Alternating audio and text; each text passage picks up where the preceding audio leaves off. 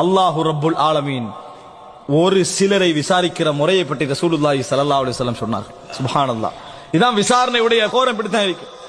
ஒரு சிலரை விசாரிக்கிற முறை பற்றி ரசூலுல்லாஹி ஸல்லல்லாஹு அலைஹி வஸல்லம் சொன்னார். அல்லாஹ் ரப்புல் ஆலமீன் அழைப்பான், ஒரு திரையிடுவான்.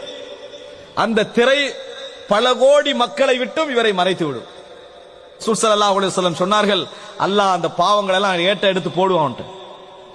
ஏட்ட கையில் எடுப்பான். இந்த பாவம் உனக்கு ஞாபகம் இருக்கிறதா? சுப்ஹானல்லாஹ். அல்லாஹ்வுடைய விசாரணை நினைச்சு பாருங்க. அல்லாஹ் கேட்டுக்கொண்ட ரசூல் அங்க சொல்றாங்க, என்ன பதில் சொல்வார் தெரியுமா?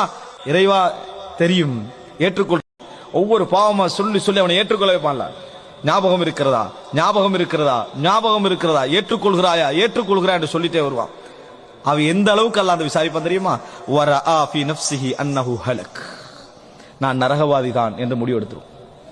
நான் நரகவாதி தான், நான் நரகத்துக்குரியவன் தான் என்கின்ற முடிவுக்கு அவன் என்ன செஞ்சிருவான்? போய்விடுவான். அந்த நேரத்தில் அல்லாஹு தஆலா சொல்வான், சதர்துஹா அலைக ஃபித் துன்யா. உலகத்திலேயே நான் உனக்கு இந்த பாவங்களை மறைத்தேன், மக்களை விட்டு உன்னை என்ன செஞ்சிட்டேன்? மூடிவிட்டேன். வ அன அக்ஃபிருஹா லக்கல் யௌம்.